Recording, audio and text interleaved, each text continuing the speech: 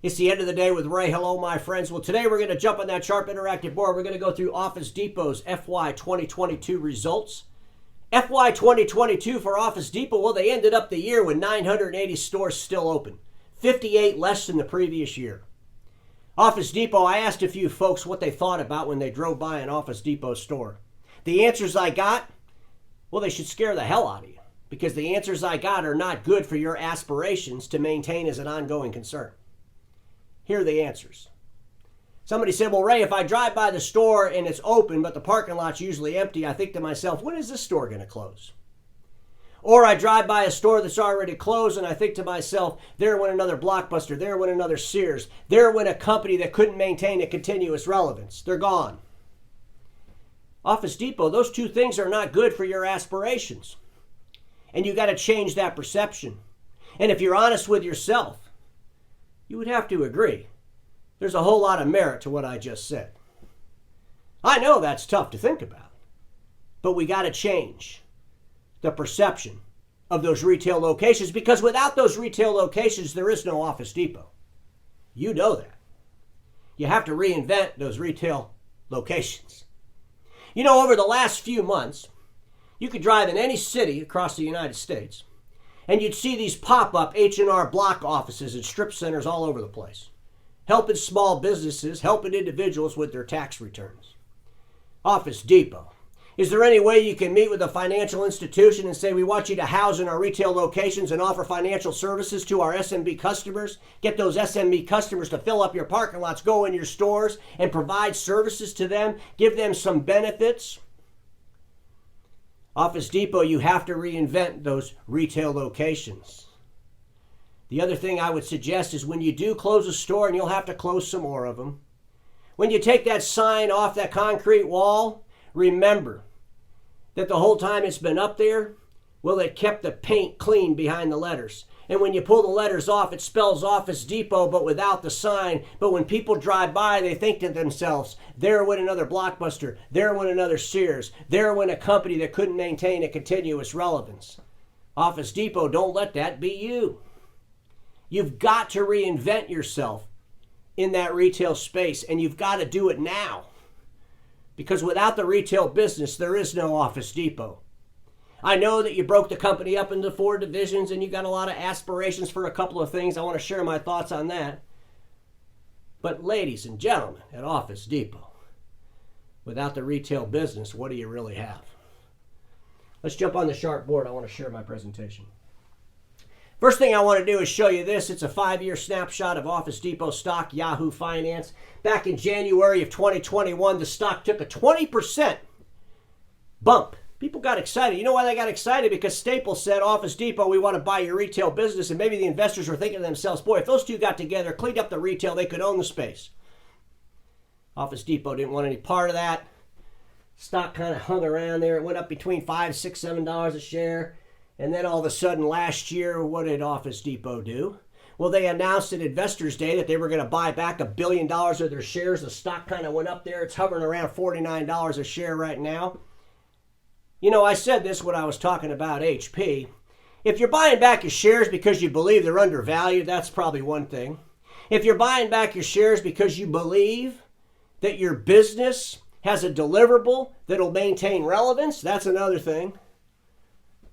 But if you're buying back your shares just to appease the stock market, trying to drive up your price, that's not a good thing, because you could financial engineer anything, but eventually you got to perform. And the marketplace has to get excited about the deliverable of the company. They got to get excited about it. Otherwise, the investors, they're going to ask themselves the question, when do I cash in the chips? I don't know if this stock's going to go much past 50 bucks a share. Maybe it's time I bail out. And if that happens, guess what? The stock just crumbles, right?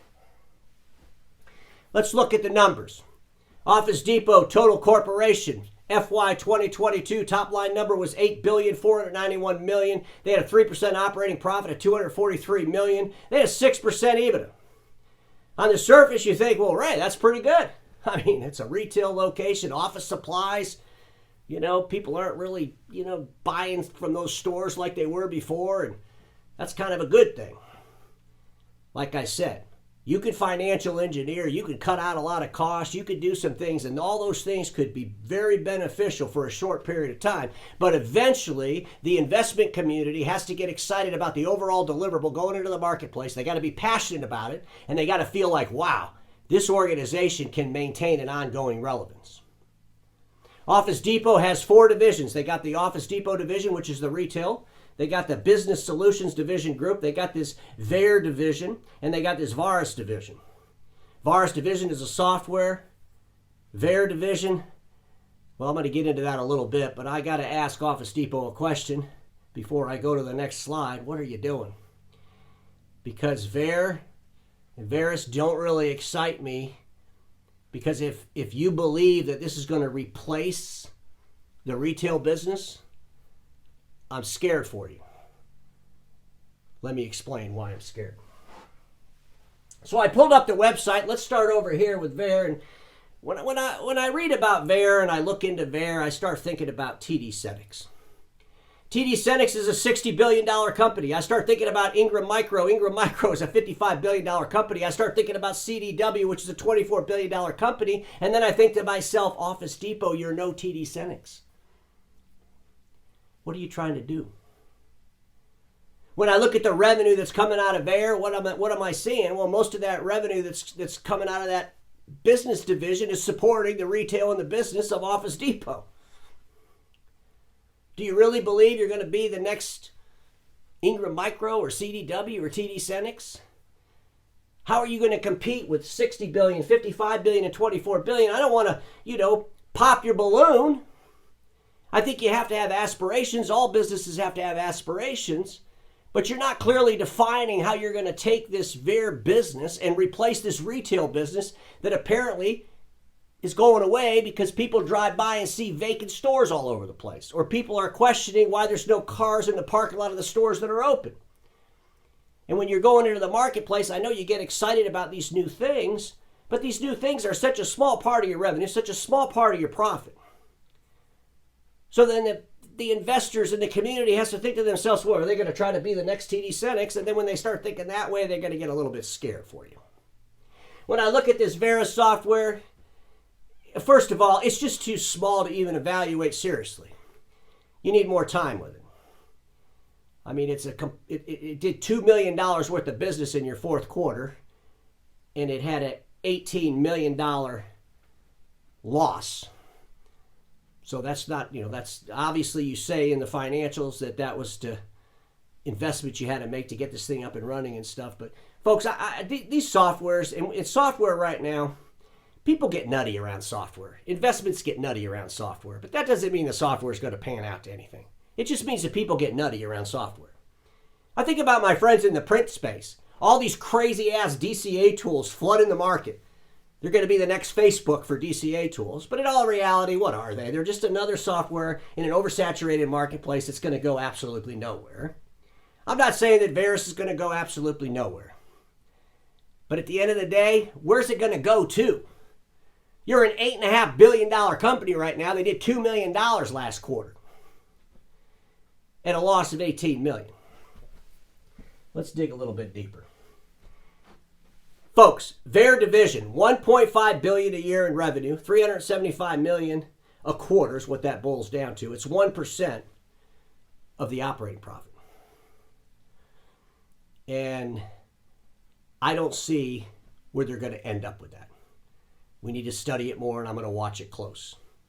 The VARIS, I just got to ask, is it a fantasy or a reality? People get way too excited about softwares. And at the end of the day, a $2 million a quarter business, $8 million a year in business for a software company against an $8 billion company, I don't think it's going to change the game any. It just doesn't excite me. When I look at the Office Depot division, and we just think about it as selling office supplies, and you think about those old Office Depots that we went into 10 years ago. Well, when you go in one today, it's not much different than when you went into it 10 years ago. And you got to start asking yourself, how do you get these people more excited to go into those retail locations? In Office Depot, you got to do that. This is a big part of your business. Getting people into those retail locations with a new mindset. Maybe you can change the game and really do some great things. when I think about your business solutions group, and folks, you got a lot of aspirations on that business solutions group, and it represents half of your revenue. But what else can you do in this business solutions group? What else can you do in the retail group? Because those two groups, that's all your money. The business solutions group's doing about $4 billion. The retail's doing about $4 billion. There's your $8 billion. Don't try to become the next TD SYNNEX. Try to become the next Office Depot. What's the next Office Depot? What does that look like? What services can you help these end users at? Why would people go to your locations? It's not going to be about some $8 million a year software. That's not going to change the game for anybody, folks. It's not. 2023 expectations. Let me just read this. We're enthusiastic about the numerous opportunities to pursue long-term profitable growth, and we remain focused on prudently deploying capital to maximize share value, said Smith. When combining this focus with our long-term strategy, we're creating a compelling value proposition for all of our stakeholders. As we head into 2023, we remain cautiously optimistic regarding the evolving macroeconomic conditions, and we remain laser focused on executing upon our 4 business unit strategy and continuing our commitment to our low-cost approach and model. You can lower the cost, you can financial engineer, you can do all these things. You can go out there and buy back as many shares as you can. But at the end of the day, if those investors are not happy about you in the future, a future that they're imagining, the only question you got to ask yourself, Office Depot, is this. When are your investors going to out-imagine you? And investors, they back imagination with reality. They can get excited temporarily, but sooner or later, all shrewd investors, well, they make sure those investments are lining up with reality to what's imagined. Just some things to think about, my friends, because we all know this. Status quo is the killer of all that'll be invented. Don't get stuck in status quo, and I'll see y'all tomorrow.